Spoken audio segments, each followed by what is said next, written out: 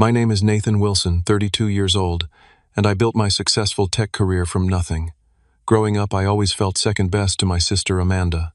Nothing prepared me for the shock when my parents sold our family home and handed the entire $700,000 to her. Then they showed up at my doorstep with suitcases and secret plans.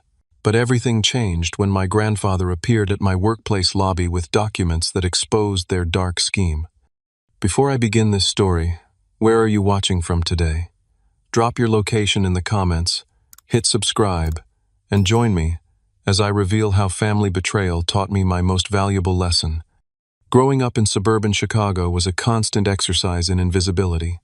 My parents, Richard and Diane Wilson, worked steady middle-class jobs.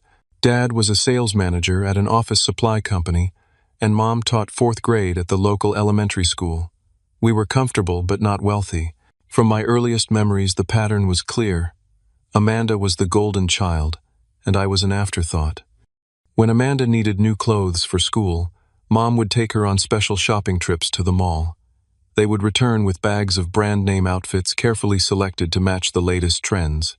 Meanwhile, I wore whatever hand-me-downs could be salvaged from cousins or bought from discount stores.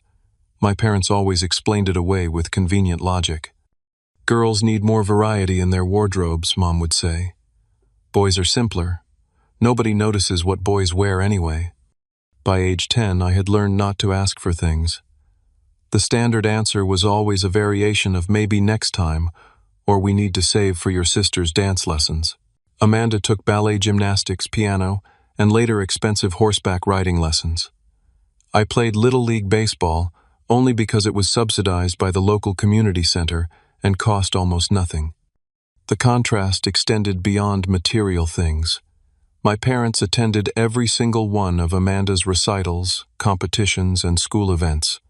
They would sit in the front row cameras, ready beaming with pride. For my science fair victories or baseball games, one parent might show up if it didn't conflict with Amanda's schedule. Often neither would come. Your mom has to help Amanda prepare for her dance recital. Dad would explain when missing my 8th grade graduation. You understand, right? You're so independent. I did understand all too well. I learned early that my achievements would need to be their own reward. This realization sparked a determination that shaped my future. If I couldn't earn their attention, I would focus on building my own success. In high school, I channeled my energy into academics and technology. While Amanda struggled to maintain a B average, despite private tutoring paid for by our parents, I graduated as valedictorian. My college scholarship covered tuition, but not living expenses. My parents had saved for years for Amanda's education, but somehow had nothing set aside for mine. Amanda isn't as academically gifted as you, they reasoned. She needs the support more. College became a blur of classes and work shifts. I juggled 3 part-time jobs: morning shifts at the campus cafeteria, evening help desk work in the IT department, and weekend gigs building websites for local businesses. Meanwhile, Amanda attended a private university with a comfortable apartment paid for by our parents. She changed majors 4 times and took 6 years to graduate with a communications degree. After college, I started at the bottom of a growing tech company, earning barely enough to share an apartment with 2 roommates. I worked 14-hour days, volunteered for every difficult project, and steadily climbed the corporate ladder. By 28, I had saved enough for a down payment on my first home. It wasn't extravagant, but it was mine, purchased entirely with money I had earned. Amanda bounced between jobs, rarely lasting more than 6 months anywhere. She lived in an apartment subsidized by our parents, who also paid her car insurance, cell phone bill, and covered her frequent financial emergencies. Despite earning good money, she never seemed to develop financial responsibility. As years passed, I minimized contact with my family. I called on holidays and birthdays, visited once or twice a year, and maintained a civil but distant relationship. My life in Seattle was comfortable. I had been promoted to executive level at my company, expanded my modest first home into a beautiful 3-bedroom house in a desirable neighborhood, and built genuine friendships with people who valued me. My relationship status fluctuated over the years. I dated seriously a few times, but focused primarily on my career. At 32, I was content with my independence and the peaceful, organized home I had created. My success had come entirely from my own efforts, a fact that gave me quiet satisfaction, even as my parents continued to treat it as somehow less impressive than Amanda's latest drama. Meanwhile, Amanda, at 35, still called our parents weekly for financial bailouts. Her pattern was predictable excitement over a new job or relationship, extravagant spending beyond her means crisis, when reality hit, then rescue by our parents. The cycle repeated with such regularity that I could practically set my calendar by it. What I never expected was how dramatically this familiar pattern would escalate, or how it would finally force me to confront the lifetime of unequal treatment I had learned to accept as normal. The call from my mother came on a Tuesday evening in April. I was reviewing quarterly projections when her name flashed on my phone screen. Our conversations typically lasted 10 minutes at most, covering superficial updates before mutual relief, when we could politely end the call. "Nathan, honey, your father and I have some exciting news," she said, her voice unnaturally bright. "We wanted you to hear it from us before we tell everyone else." Something in her tone immediately triggered my suspicion. 20-plus years of experience had taught me to recognize when family news would inevitably disappoint me. "What is it?" I asked, bracing myself. "We want to tell you in person. We thought we could all have dinner this weekend. Amanda will be there too." 3 days later, I sat across from my parents and sister at an upscale restaurant they had chosen. Amanda was 30 minutes late as usual, offering a stream of excuses about traffic that no one questioned. My father ordered expensive wine for the table, another unusual choice that heightened my unease. "So what is this big news?" I asked after the appetizers arrived. My father cleared his throat with the self-important air he always adopted when making announcements. "Your mother and I have decided to make some life changes. We sold the house. The family home had been part of my parents' lives for over 30 years. They had purchased it before Amanda was born, and raised both of us there." "You sold it. Where are you moving?" I asked. My mother and father exchanged glances before my mother answered vaguely, "We are exploring our options. The housing market is so good right now, we got $700,000 for it." "700,000, my father repeated proudly. "More than triple what we paid for it." I nodded, waiting for the rest of the story. What came next stunned me into silence. "We gave the money to Amanda for her dream house," my mother continued, reaching over to squeeze my sister's hand. "She has found the most beautiful place in Lakeview. 4 bedrooms, a gorgeous backyard, everything she has always wanted." I looked at Amanda, who was beaming with excitement rather than showing any hint of gratitude or awareness of the extraordinary generosity. She immediately pulled out her phone to show pictures of a stunning property that looked like something from a magazine spread. "It is absolutely perfect," she gushed. "I move in next month. Wait until you see the master bathroom. It has one of those huge soaking tubs and a separate shower with multiple spray heads." I struggled to maintain a neutral expression as I processed this information. My parents had liquidated their largest asset and handed the entire sum to my sister. Not a portion of it, not a loan. The full amount as an outright gift. "Congratulations," I managed the word sticking in my throat. "That is quite a gift." "Well, you know how Amanda has always wanted to own a beautiful home," my mother said. "And she has been through so much lately with her breakup with Brian." Brian was Amanda's latest boyfriend, a relationship that had lasted approximately 4 months before imploding like all the others. Besides, my father added, looking at me with the dismissive expression, "I knew so well you are doing so well for yourself. You have your own place already. Amanda needs this more than you do." The familiar justification hit me like a physical blow. My success, achieved through years of hard work and sacrifice, was once again being used as the reason I deserved less from them. Amanda's chronic irresponsibility was once again being rewarded. "And where will you two be living?" I asked, circling back to the question they had evaded. "We have a temporary arrangement," my father said vaguely. "We are considering our options." Throughout the rest of dinner, I noticed both my parents deflected any specific questions about their new living situation. They changed the subject whenever I tried to get details, focusing instead on Amanda's plans for decorating her new house. Later that night, I called my friend Marcus, the only person who truly understood my family dynamic after years of witnessing it firsthand. They gave her $700,000, I said, still struggling to believe it myself. Their entire nest egg, and they were so casual about it, like giving one child the equivalent of a winning lottery ticket while giving the other nothing is completely normal. That is insane, Marcus replied. Are they moving in with her?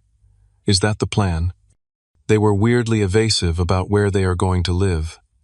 Amanda's new place has 4 bedrooms, so maybe that is the arrangement, though neither of them mentioned it. Something does not add up, Marcus said. Your parents are not impulsive people. They must have a plan. Over the next few weeks, Amanda flooded her social media with photos of her new house. She posted about achieving her dream home without a single acknowledgement that it had been handed to her. She tagged decorating companies and high-end furniture stores, showcasing expensive new purchases that suggested she was spending even more money beyond the house itself. Meanwhile, my parents remained vague about their own living situation. When I called to check in, they mentioned staying with friends temporarily but changed the subject whenever I asked for details. My unease grew with each conversation. Marcus was right. My practical, planning-oriented parents would never sell their home without a solid plan for where they would live next. What I did not yet realize was that they did have a plan, and I was about to discover exactly what it was. The doorbell rang at 7:30 on a Saturday morning. I had been awake for an hour enjoying coffee and reading the news on my tablet, still in my pajamas and robe. I was not expecting anyone, especially not at that hour on a weekend. When I opened the door, I froze in shock. My parents stood on my porch with 4 large suitcases and several boxes piled behind them. "Surprise," my mother exclaimed with forced cheerfulness. "We thought we would come for a visit." Before I could respond, my father started moving a suitcase toward the door. The apartment we were going to rent had some unexpected delays. The owner said it needs 2 more weeks of renovation before we can move in. "We thought we could stay with you for a few days." They pushed past me into the entryway, already discussing which guest room would be better for them. I stood speechless as they began carrying in their luggage, without waiting for my response. "I am not sure this is a good time," I finally managed. "Nonsense," my mother dismissed. "You have plenty of space here, and it is just for a short while. We will hardly be in your way." The manipulation was so familiar that I automatically fell into my lifelong pattern of compliance. Before I knew it, they were unpacked in my guest room and my mother was rearranging my kitchen cabinets. "These glasses should really be closer to the refrigerator," she said, emptying the cabinet where I had carefully organized my glassware. "And your spices are a complete mess. Let me sort those for you." By lunchtime, my father had taken over my living room, setting up his laptop on my coffee table and spreading his papers across the couch. He had already changed the thermostat setting and switched the television to his preferred news channel. "You keep it too cold in here," he informed me, "and your television is positioned at the wrong angle. We should move it to the other wall." What I had expected to be an uncomfortable but brief visit quickly morphed into something more concerning. My parents criticized everything from my choice of coffee to my work schedule. My mother questioned why I did not have proper curtains in the dining room, while my father complained about my wasteful habit of leaving chargers plugged in when not in use. After 3 days, there was no mention of leaving. My carefully organized home had been systematically rearranged to my parents' preferences. My mother had taken over the kitchen entirely, cooking elaborate meals and insisting we eat together every night. My father had established dominance over the living room, creating what he called his temporary office that somehow seemed increasingly permanent. "Your shower pressure is terrible," my mother informed me on day 4.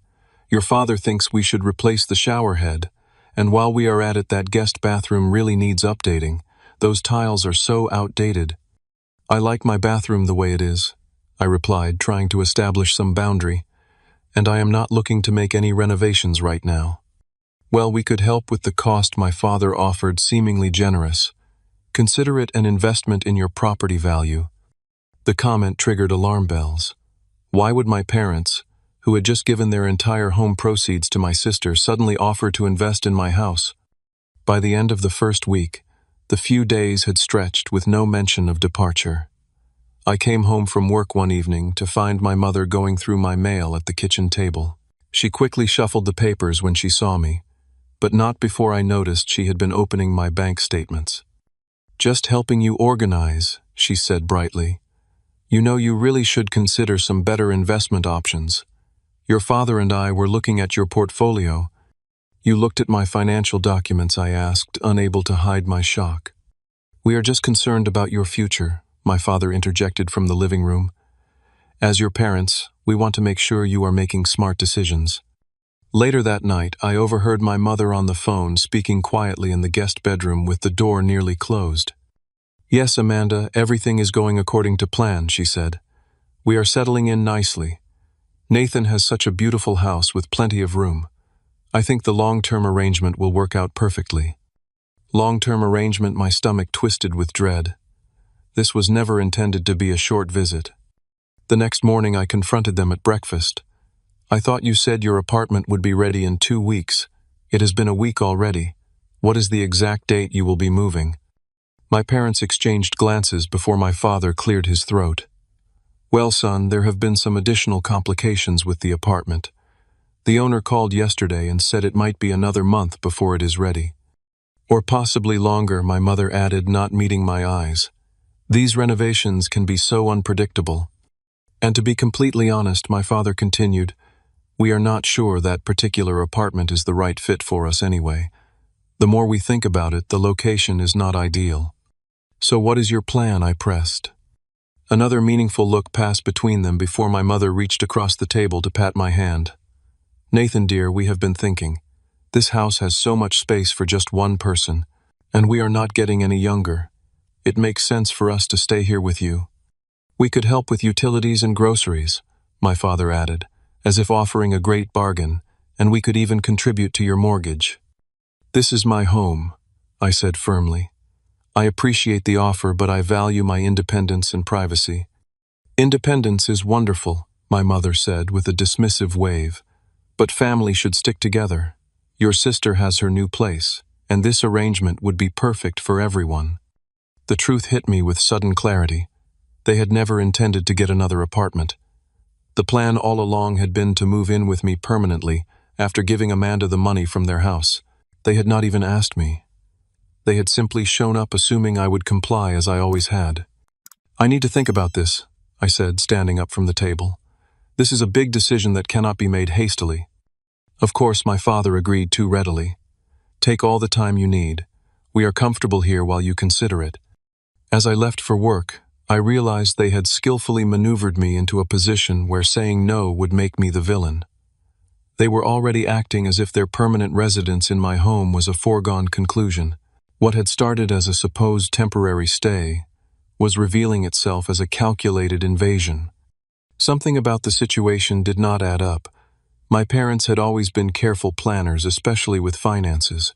The idea that they would sell their home without securing their next living arrangement seemed completely out of character.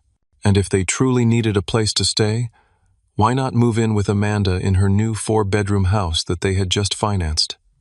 I decided to do some investigating. First, I called a family friend, Janice, who had worked with my mother at the elementary school for years and knew my parents well. "Oh, Nathan, it is so nice to hear from you," Janice said warmly. "How are you enjoying having your parents stay with you?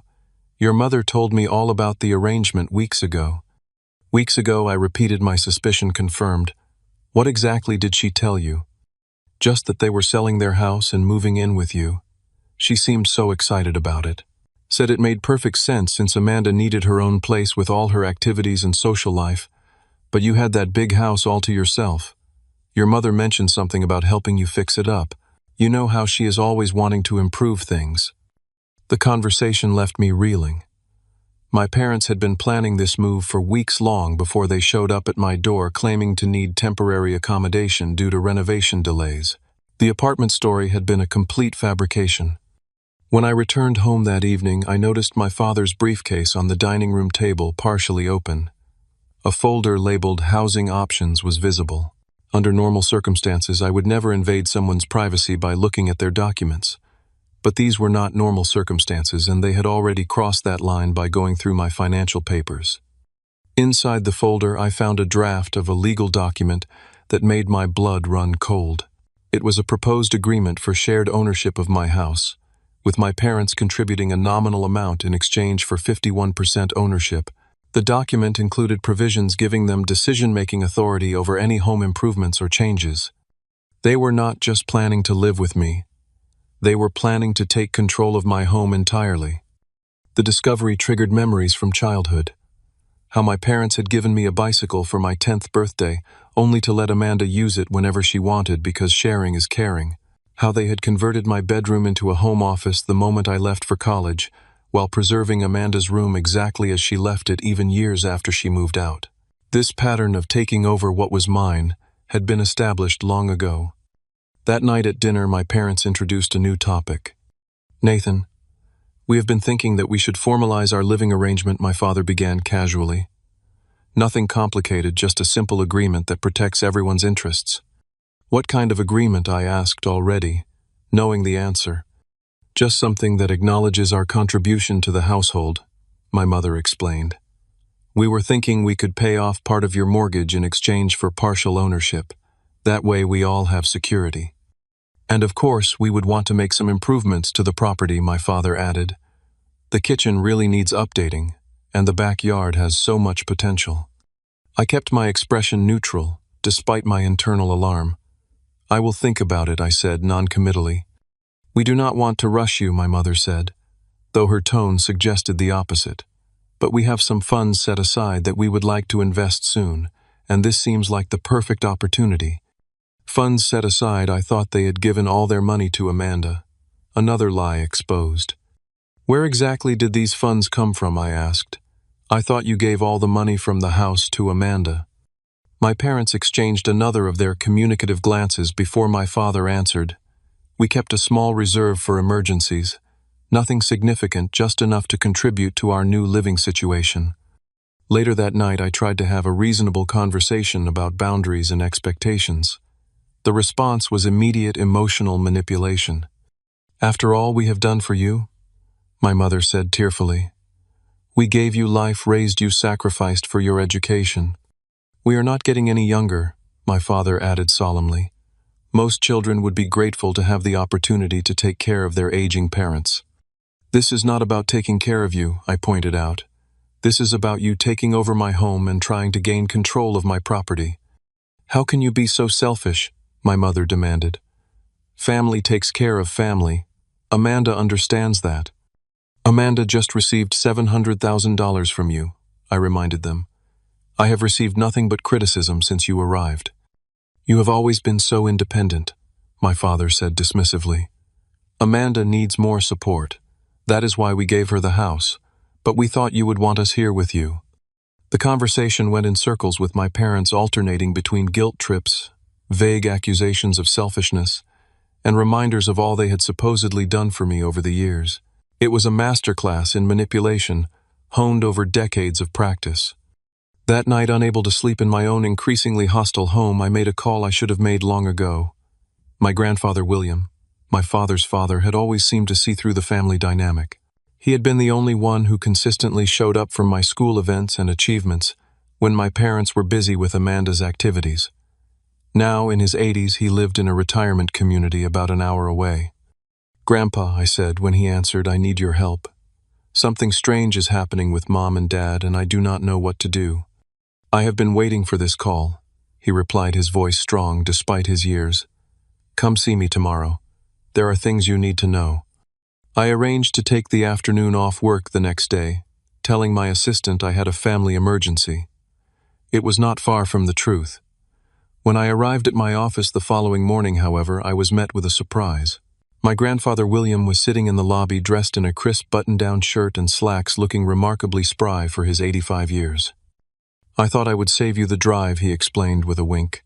"Besides, I wanted to get you away from the house where your parents might overhear." We went to a quiet restaurant a few blocks away, where William insisted on ordering lunch before getting to the serious discussion. "Your grandmother and I watched this happen with your father and his sister, your Aunt Judith," he began once our food had arrived. "The pattern repeats itself. Your parents did not invent this scheme. They are recreating what was done before." William reached into a leather messenger bag and pulled out a folder filled with documents. I have been collecting evidence for years, hoping you would never need it, but preparing just in case." Over the next hour, he laid out a family history I had never known. My father and Aunt Judith had experienced the same dynamic I had witnessed with Amanda growing up. Judith received preferential treatment, better opportunities, and more financial support. When my grandparents decided to downsize from their large family home, they gave the proceeds to Judith for a down payment on her dream house. "But that is not the whole story," William continued. "What your father and Judith never knew was that your grandmother and I had substantial savings beyond the house. We were not wealthy, but we were comfortable. We had planned to divide everything equally between them eventually." William showed me bank statements and investment records dating back decades. "Your parents have been doing the same thing. The $700,000 from the house is only part of their assets. They have another $400,000 in investment accounts they have hidden."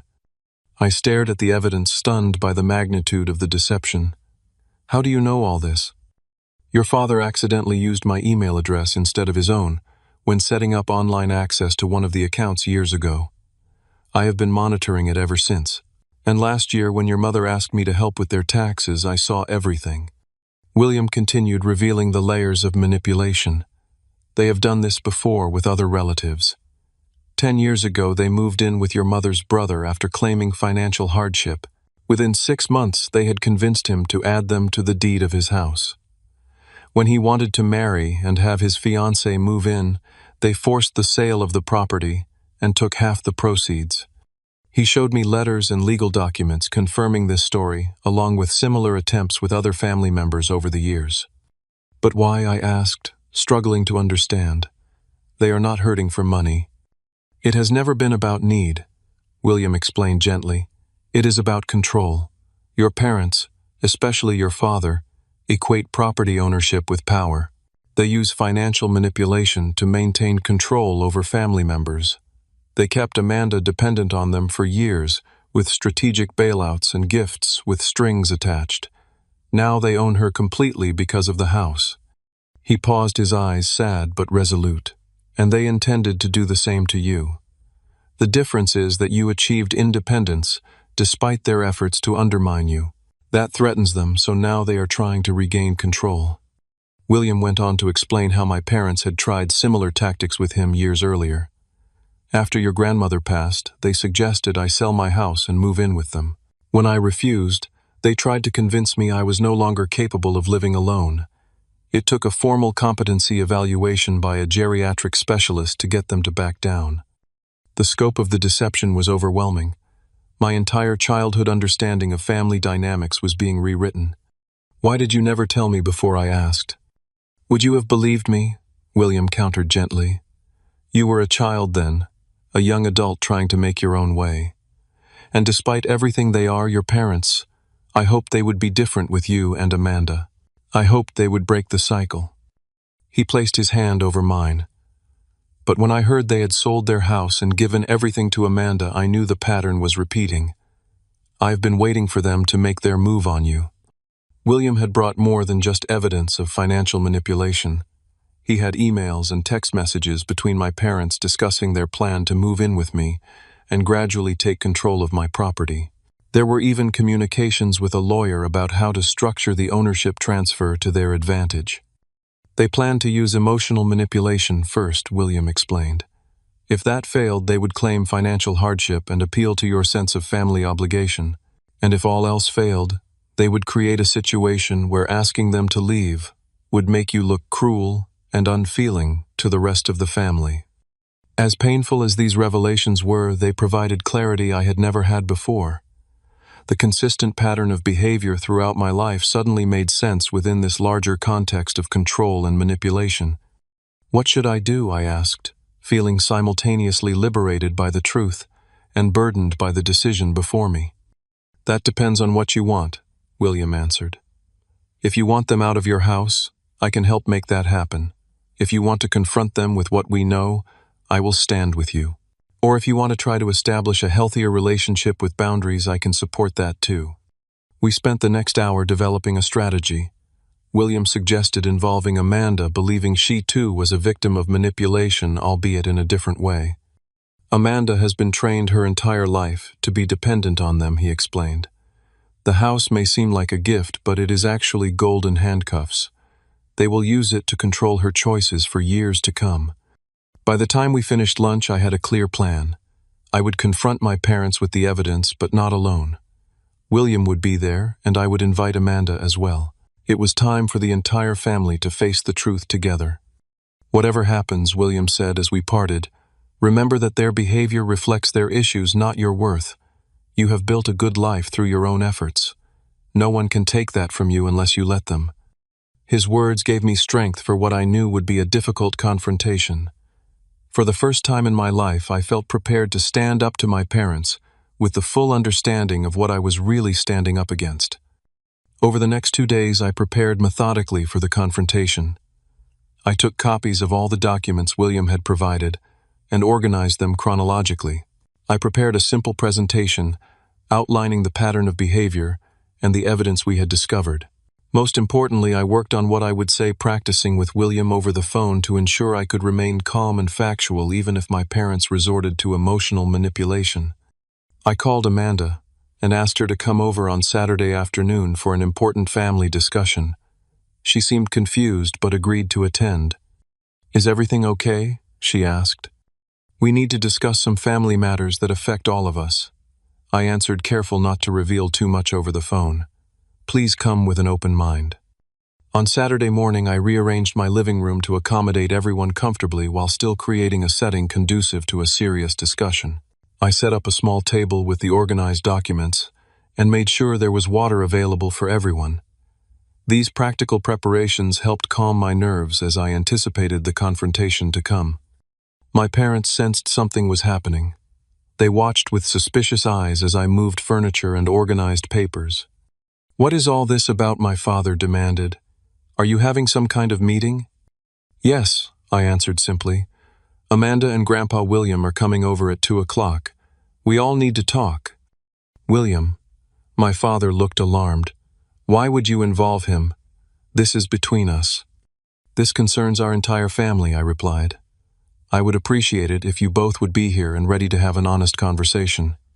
My mother immediately tried to regain control. "If this is about our living arrangement, we have already told you we are willing to contribute financially. There is no need to make this a big production. Let us talk when everyone arrives," I said, refusing to be drawn into preliminary arguments that would drain my energy before the real conversation. William arrived first 15 minutes early, as was his habit. My father's face darkened when he saw his father walk through the door carrying his own folder of documents. "What is this about?" he demanded again, this time with an edge of worry in his voice. "Let us wait for Amanda," William suggested calmly, taking a seat in the armchair I had positioned for him. Amanda arrived 10 minutes late, looking confused and slightly annoyed at being summoned. Her expression changed to surprise when she saw our grandfather. "Grandpa William, what are you doing here?" she asked, giving him a quick hug. "Nathan has asked us all to have an important family discussion," he explained. "I think it is long overdue."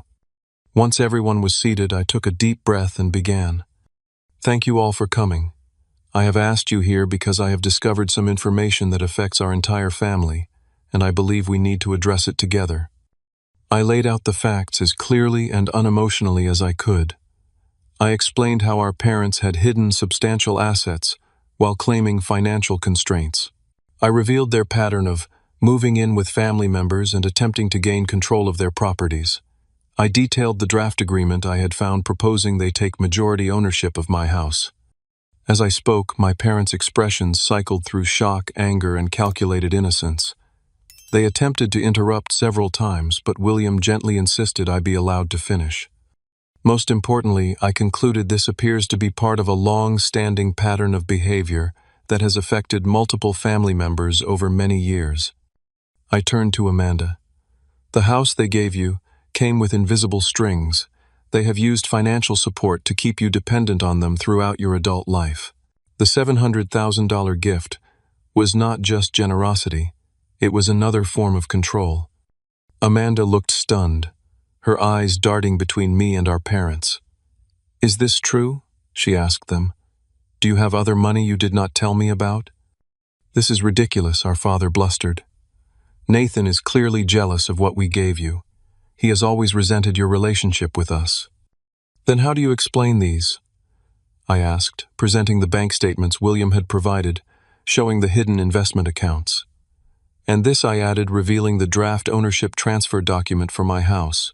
"And these," I continued, showing the emails discussing their plan to move in with me permanently. My mother switched tactics immediately.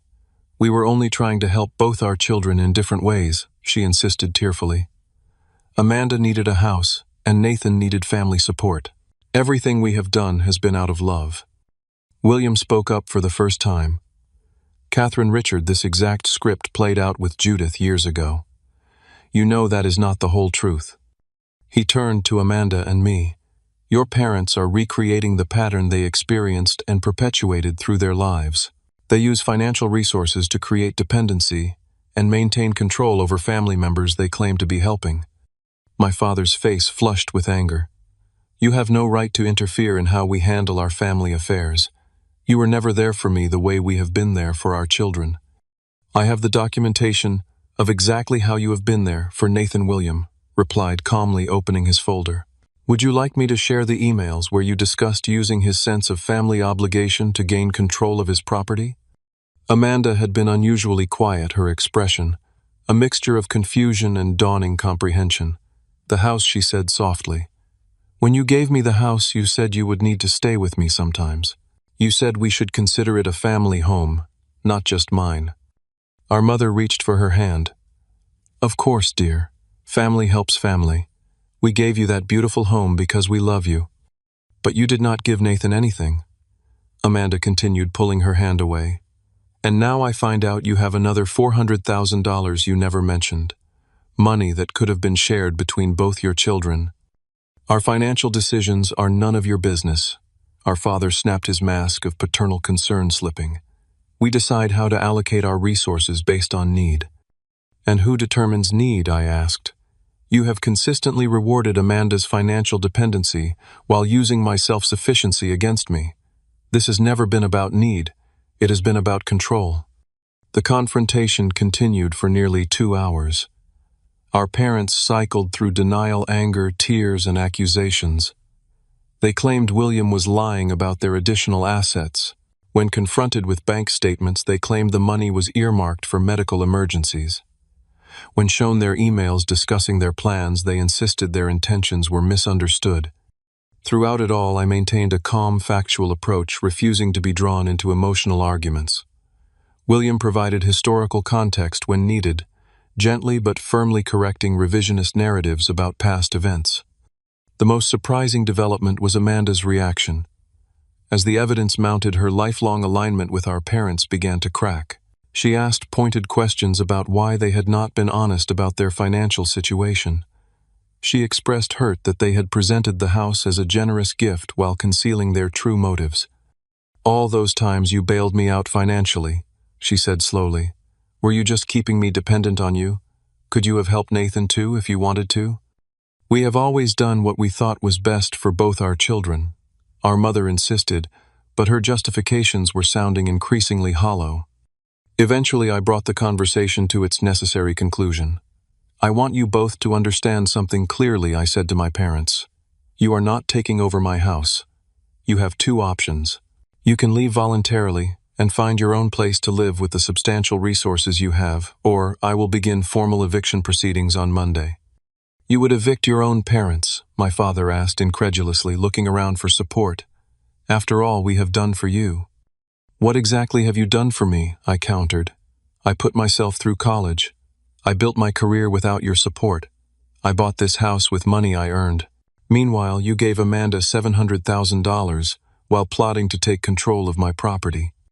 My mother turned to Amanda with tears streaming down her face. "Are you going to let him talk to us this way, after we gave you your beautiful home?" It was the critical moment, the final attempt to divide and conquer as they had done our entire lives. Amanda looked between our parents and me, clearly struggling with decades of conditioning. "I think," she said slowly, choosing her words with care, "that Nathan is right about the pattern. I never saw it before, but hearing everything today, it makes sense. You have always treated us differently, and I benefited from that. But it was not fair to him. Our parents looked genuinely shocked. Their most reliable ally was questioning them for the first time. They made one final desperate attempt. "If this is how you both feel," our father said coldly, "perhaps we should reconsider our estate planning." And Amanda, the house was a gift that could be reconsidered as well. "Are you threatening to take back the house if I do not side with you against my brother?" Amanda asked, her voice stronger now, because that would prove everything he is saying about control. The threat backfired completely. In their desperation, our parents had revealed their true priorities in a way that even Amanda could not ignore. "I think you should find your own place to live," she said quietly. "Nathan deserves his home to himself. And I need to think about what all this means for my relationship with both of you." Defeated on all fronts, our parents finally agreed to leave. There were more tears, more accusations, and vague threats about family estrangement, but the outcome was clear. They would move out within the week. The next few days were tense but productive. I helped my parents research apartments within their budget pointedly, including financial information that demonstrated they could easily afford a very nice place of their own. Amanda came over twice to help with packing and planning our shared understanding of our parents' manipulation, creating a new bond between us. On their final day in my house, my father made one last attempt to reframe the narrative. "We only wanted to be close to you," he insisted, as they loaded the last of their belongings into their car. "Family should stay together. Family should respect boundaries," I corrected gently. "I hope we can build a healthier relationship moving forward, but it needs to be based on honesty and mutual respect." They left with mixed emotions evident on their faces: anger, resentment, but also perhaps a glimmer of understanding that the dynamics they had relied on for decades would no longer work. As their car pulled away from my curb, I felt a complex mixture of sadness, relief, and hope for a more authentic future. The first night alone in my house again felt strange but wonderful. I walked through each room, reclaiming my space both physically and emotionally. I moved furniture back to where I preferred it, restored my kitchen organization system, and adjusted the thermostat to my comfortable temperature. These small acts of reclamation were surprisingly emotional, representing the larger boundaries I had finally established. The following weeks were a time of processing and healing. I experienced a roller coaster of emotions: relief at having my home back, guilt over confronting my parents so directly, sadness for the healthy family relationship I had never had, and pride in finally standing up for myself. Sometimes these feelings came in waves, overwhelming me momentarily before receding. 3 weeks after my parents moved out, Amanda suggested we meet for coffee at a neutral location. We chose a quiet cafe halfway between our homes, away from the emotionally charged spaces where our family drama had played out. "I never saw it before," she admitted as we settled with our drinks. "The way they treated us differently. It seemed normal because it was all I ever knew." "It was designed to seem normal," I replied. "They established the pattern from our earliest memories." Amanda stirred her coffee thoughtfully. "I feel guilty. I benefited from their favoritism my entire life. And now I have this house that should have been split between us." "You did not create the dynamic," I assured her. "We were both manipulated, just in different ways. You were trained to be dependent, while I was trained to expect less." We talked for hours, comparing notes on our childhood experiences from our different perspectives. For the first time, Amanda acknowledged how unfair the treatment had been. For my part, I recognized that her role as the favored child had come with its own costs. Her ability to develop independence and self-reliance had been systematically undermined.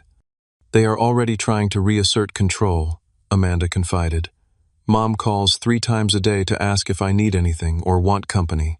Dad keeps sending me links to furniture and suggesting he come over to help rearrange things." "How are you handling it?" I asked.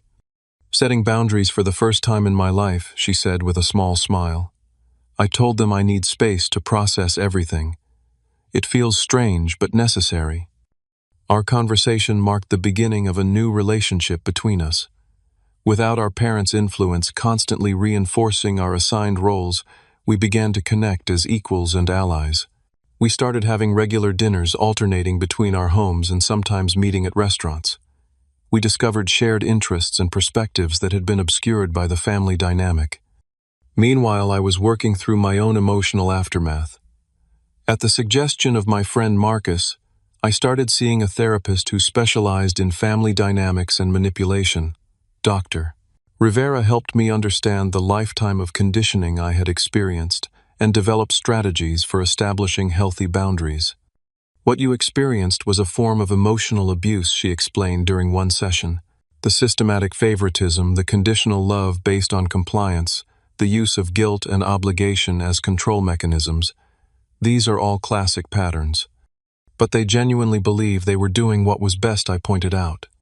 Most manipulative people do, she replied. Their self-justification does not change the impact of their behavior.